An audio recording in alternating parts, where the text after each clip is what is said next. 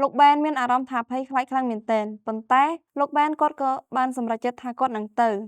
ជំរាបសួរពុកម៉ែបងប្អូនអ្នកនរគ្នាវិលមកជួបជាមួយនឹងនាងខ្ញុំម្ដងទៀតហើយក្នុងថ្ងៃនេះផងដែរនាងខ្ញុំក៏មានរឿងថ្មីមួយដើម្បីយកមកចែកជូនដល់ពុកម៉ែបងប្អូនអ្នកនរគ្នាសាច់រឿងរបស់យើងនៅក្នុងថ្ងៃនេះគឺនិយាយតាក់ទងជាមួយនឹងបុរសម្នាក់ដែលគាត់មានឈ្មោះថាបែនតោះមកស្ដាប់ជាមួយនឹងនាងខ្ញុំថាសាច់រឿងបន្តទៅមុខទៀតនឹងមានហេតុការណ៍អ្វីខ្លះលោកបែនគាត់គឺជានិស្សិតកំឡោះម្នាក់ដែលបានរៀនផ្នែកគ្រូកងវិល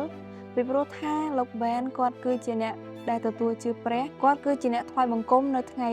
បរិសុទ្ធគឺជាថ្ងៃទី7ហើយលោកបែនគាត់រៀននៅឆ្នាំទី3ហើយគាត់ជិតបញ្ចប់ការសិក្សារបស់គាត់ហើយគាត់ពិតជាមានអារម្មណ៍ថាសប្បាយចិត្តហើយនឹងរំភើបខ្លាំងមែនទែនអស់រយៈពេល3ឆ្នាំដែលលោកបែនគាត់ខំប្រឹងសិក្សាព្រះគម្ពីរស្វែងយល់បន្ថែមពីព្រះដោយសារតែគោលបំណងរបស់គាត់គឺគាត់ចង់ធ្វើជាលោកគ្រូកងវិលម្នាក់ដែលល្អដែលអាចមើលថែក្រុមជំនុំបានដោយភាពរីករាយស្រាប់តែមានរឿងមួយបានកើតឡើងលោកបែនគាត់មានអារម្មណ៍ថាគាត់លែងចង់ធ្វើជាគ្រូកងវិលទៀតហើយគាត់ចង់បញ្ឈប់ការសិក្សារបស់គាត់ហើយស្ម័គ្រចិត្តធ្វើជាយោធាវិញមូលហេតុដែលលោកបែនគាត់ចង់ធ្វើជាយោធានោះក៏ដោយសារតែប្រទេសរបស់គាត់កំពុងតែមានសង្គ្រាមគាត់ឃើញទុក្ខលំបាករបស់ប្រជាជនរបស់គាត់មានអារម្មណ៍ថាឈឺចាប់ហើយនឹងពិបាកទទួលយកខ្លាំងមែនទែនលោកបែនគាត់ក៏បានធ្វើលិខិតសុំឈប់ពីការសិក្សាទៅកាន់លោកគ្រូនាយកសាលាគាត់ក៏បានសួរទៅកាន់លោកបែនថាបែនតើលោកច្បាស់ហើយមែនទេដែលថានឹងត្រូវបញ្ឈប់ការសិក្សាហើយស្ម័គ្រចិត្តធ្វើជាយោធាលោកបែនគាត់បានត្រឹមតែងក់ក្បាលហើយញញឹមបន្ទាប់មកគាត់ក៏បានដើរចេញគាត់បានដាក់ពាក្យធ្វើជាយោធាស្ម័គ្រចិត្តរយៈពេល3ខែដំបូងដែលលោកបែនគាត់បានហ្វឹកហាត់មានការពិបាកជាខ្លាំងប៉ុន្តែលោកបែនគាត់ក៏បានអធិដ្ឋានទៅកាន់ព្រះជាម្ចាស់ដើម្បីឲ្យព្រះជាម្ចាស់ចាត់ព្រះវិញ្ញាណបរិសុទ្ធរបស់ទ្រង់មកគង់នៅជាមួយនឹងគាត់ដើម្បីឲ្យគាត់មានសុវត្ថិភាពនៅថ្ងៃខាងមុខហើយជាពិសេសនោះលោកបែនគាត់បានអធិដ្ឋានសម្រាប់ប្រទេសរបស់គាត់ហើយសម្រាប់ខ្លួនគាត់ដើម្បីឲ្យមានភាពអត់ធ្មត់និងភាពក្លាហានផងដែរប្រហែលជា2ខែក្រោយមកលោកបែនត្រូវឡើងទៅសមរភូមិជួរមុខក្រុមគ្រួសាររបស់លោកបែនបានមកជូនដំណើរគាត់លាយឡំជាមួយនឹងទឹកភ្នែកពីព្រោះថាពួកគាត់ទាំងអស់គ្នាសុទ្ធតែដឹងហើយថាការដែលធ្វើជាយោធាហើយទៅធ្វើសង្គ្រាមភាគរយតិចខ្លាំងមែនទែនដែលពួកគេទាំងអស់គ្នាមានជីវិតត្រឡប់មកផ្ទះសម្បែងរៀងៗខ្លួនវិញប៉ុន្តែលោកបែនគាត់បានលាឪពុកម្ដាយហើយនិងប្អូនស្រីរបស់គាត់ទាំងស្នាមញញឹមគាត់ប្រាប់ថាមិនបាច់បារម្ភនោះទេព្រះជាម្ចាស់នឹងគង់នៅជាមួយខ្ញុំមេតាហានម្នាក់បានចេញមកស្វាគមន៍លោកបែនជាមួយនឹងស្នាមញញឹមមេតាហានម្នាក់នេះគាត់ក៏ធ្លាប់ធ្វើជាគ្រីស្ទានដូចគ្នាប៉ុន្តែគាត់បានបោះបង់ចោលដោយសារតែការងាររបស់គាត់និយាយប្រាប់លោកបែនថាគាត់មិនមានពេលគ្រប់គ្រាន់សម្រាប់ថ្វាយបង្គំព្រះនោះទេពីព្រោះថាគាត់ត្រូវការវឹកហាត់កូនចៅរបស់គាត់គ្រប់ពេលវេលាមិនថាថ្ងៃឬយប់នោះទេក៏ដោយសារតែក្នុងអំឡុងពេលដែលមានសង្គ្រាមនេះគឺយើងមិនអាចធ្វេសប្រហែសខ្លួនបាននោះទេចំណែកឯលោកបែនវិញគាត់ក៏យល់ស្របនឹងអ្វីដែលមេតាហានអ្នកនេះបាននិយាយផងដែរប៉ុន្តែគាត់ក៏បានគិតនៅក្នុងចិត្តថាខ្ញុំនឹងមិនធ្វើដូចជាគាត់នោះទេទោះបីជាខ្ញុំត្រូវចូលទៅក្នុងសមរភូមិដែលកំពុងតែក្តៅគគុកក៏ដោយក៏ខ្ញុំនឹងមិនបោះបង់ព្រះចោលនោះទេព្រះជាម្ចាស់ជាអ្នកប្រោសជីវិតឲ្យខ្ញុំព្រះជាម្ចាស់អ្នកដឹកនាំខ្ញុំមករហូតខ្ញុំមិនអាចបោះបង់ចោលព្រះជាម្ចាស់នោះទេហើយខ្ញុំជឿទុកចិត្តថាព្រះជាម្ចាស់ទ្រង់នឹងគង់នៅជាមួយខ្ញុំនៅពេលដែលខ្ញុំកំពុងតែជួបគ្រោះថ្នាក់នៅថ្ងៃបន្ទាប់លោកបែនត្រូវបានមេតាហានម្នាក់ចាត់ឲ្យចេញទៅខាងក្រៅដើម្បីឃ្លាំមើលគូសត្រូវថាពួកគេនៅត្រង់ចំណុចណាខ្លះលោកបែនមានអារម្មណ៍ថាភ័យខ្លាចខ្លាំងមែនទែនប៉ុន្តែលោកបែនគាត់ក៏បានសម្រេចចិត្តថាគាត់នឹងទៅដោយការអធិដ្ឋានហើយនឹងការទុកចិត្តទៅលើព្រះជាម្ចាស់លោកបែនបានត្រឡប់មកវិញដោយសុវត្ថិភាពហើយបាននិយាយរៀបរាប់ពីស្ថានភាពទាំងអស់ប្រាប់ដល់មេតាហានម្នាក់នោះនៅពេលយប់មានទាហានជាច្រើនដែលកំពុងតែគេងលក់ប៉ុន្តែចំណែកឯលោកបែនវិញគាត់មិនបានគេងដូចជាពួកគេនោះទេគាត់បានចំណាយពេលវេលាអធិដ្ឋានហើយនិយាយទៅកាន់ព្រះជាម្ចាស់ពេលនោះមេតាហានក៏បានដើរមកក៏បានឮពីអ្វីដែលលោកបែនកំពុងតែនិយាយជាមួយនឹងព្រះជាម្ចាស់ឬក៏ការអធិដ្ឋានរបស់គាត់នឹងឯងបន្ទាប់ពីលោកបែនបានអធិដ្ឋានចប់មេតាហានអ្នកនោះគាត់ក៏បានដើរចូលមកហើយនិយាយទៅកាន់លោកបែនរួមទាំងពាក្យសរសើរថាលោកបែនអាចធ្វើបានមិនបោះបង់ចោលដូចជាគាត់នោះទេលោកបែននឹងមានសុវត្ថិភាពបើសិនជាលោកបែននៅជាប់ជាមួយនឹងព្រះជាម្ចាស់លោកបែនគាត់ក៏បានញញឹមហើយក៏សួរទៅកាន់មេតាហានវិញថាចុះហេតុអ្វីក៏ចៅហ្វាយមិនព្រមនៅជាប់ជាមួយនឹងព្រះជាម្ចាស់ហេតុអីក៏ត្រូវចាំបាច់បោះបង់ចោលព្រះជាម្ចាស់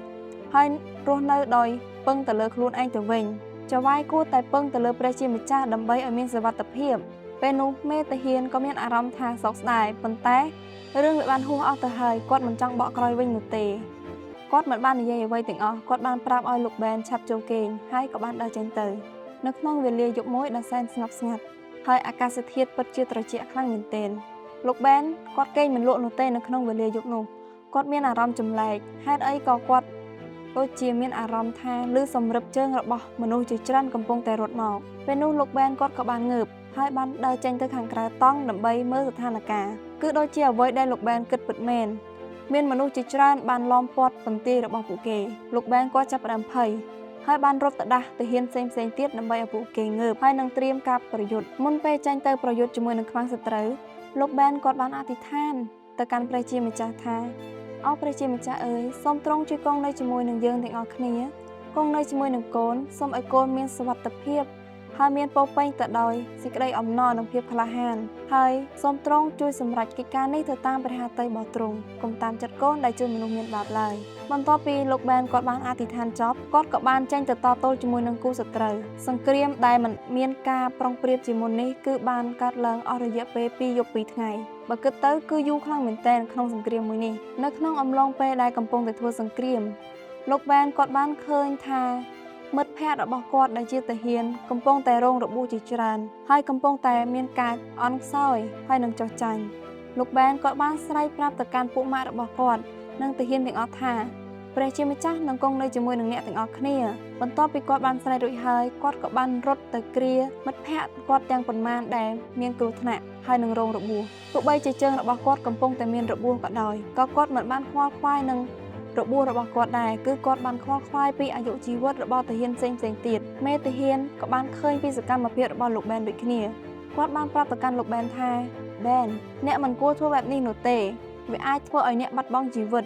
អ្នកនឹងស្ដាយក្រោយនៅពេលដែលអ្នកធ្វើបែបនេះប៉ុន្តែលោកបែនគាត់មិនបាននិយាយអ្វីទាំងអស់គាត់គ្រាន់តែនិយាយថាព្រះជាម្ចាស់នឹងគង់នៅជាមួយខ្ញុំបន្ទាប់ពីទាហានដែលត្រូវរបួសទាំងអស់ត្រូវបានជួយសង្គ្រោះហើយលោកបែនគាត់ក៏មានសុវត្ថិភាពហើយសង្គ្រាមនៃប្រទេសរបស់គាត់ក៏ត្រូវបានបញ្ចប់បន្ទាប់ពីសង្គ្រាមបានបញ្ចប់មនុស្សគ្រប់គ្នាតែងតែកោតសរសើរហើយនឹងនឹកចាំពីឈ្មោះរបស់លោកបែនជានិច្ចថាគឺជាបុរសដែលក្លាហានដែលមានព្រះជាម្ចាស់គង់នៅជាមួយហើយលោកបែនគាត់ក៏បានអរព្រះគុណដល់ព្រះជាម្ចាស់ខ្លាំងមែនទែន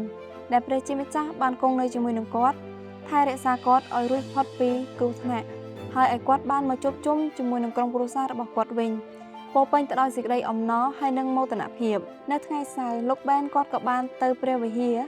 ហើយគាត់បានធ្វើទីបន្ទាល់មួយយ៉ាងអស្ចារ្យអំពីជីវិតរបស់គាត់ដែលបានស្ម័គ្រចិត្តធ្វើជាយោធាគាត់បាននិយាយប្រាប់ទៅដល់ក្រុមជំនុំដែលនៅក្នុងព្រះវិហាររបស់គាត់ទាំងអស់ថាព្រះជាម្ចាស់នឹងគង់នៅជាមួយយើងគ្រប់កលៈទេសៈទាំងអស់មិនថាយើងមានទុក្ខលំបាកយើងសប្បាយចិត្តឬក៏នៅក្នុងបញ្ហាណាមួយក៏ដោយព្រះជាម្ចាស់នឹងគង់នៅជាមួយយើងគ្រប់ពេលវេលាសាច់រឿងមួយនេះផងដែរក៏ត្រូវបានបញ្ចប់សាច់រឿងមួយនេះគឺចង់បង្រៀនយើងថាការដែលទុកចិត្តទៅលើព្រះជាម្ចាស់ទ្រង់នឹងគង់នៅជាមួយនឹងយើងហើយព្រះជាម្ចាស់មិនដែលបោះបង់យើងចោលនោះទេមិនថានៅក្នុងស្ថានភាពមួយណាក៏ដោយព្រះជាម្ចាស់នឹងចាត់ព្រះវិញ្ញាណបរិសុទ្ធរបស់ទ្រង់ដើម្បីមកគង់ជាមួយនឹងយើងហើយក៏ដូចដែលព្រះជាម្ចាស់បានសន្យានៅក្នុងព្រះគម្ពីរអេសាយជំពូក41ខ10ដែលបានចែងថាកុំឲ្យខ្លាចឡើយត្បិតអញនៅជាមួយនឹងឯងកុំឲ្យស្រយុតចិត្តឲ្យសោះពីព្រោះអញជាព្រះនៃឯងអញនឹងចម្រើនកម្លាំងដល់ឯងអញនឹងជួយឯងអញនឹងទ្រឯងដោយដៃស្ដាំដ៏សុចរិតរបស់អញឃើញទេព្រះជាម្ចាស់បានសន្យាជាមួយនឹងយើងថាទ្រង់នឹងគង់នៅជាមួយនឹងយើងការពារយើងគ្រប់ពេលវេលា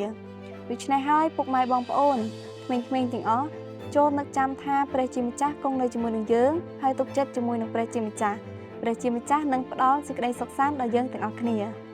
ជាចុងក្រោយផងដែរនាងខ្ញុំក៏សូមអរគុណសូមព្រះប្រទានពរ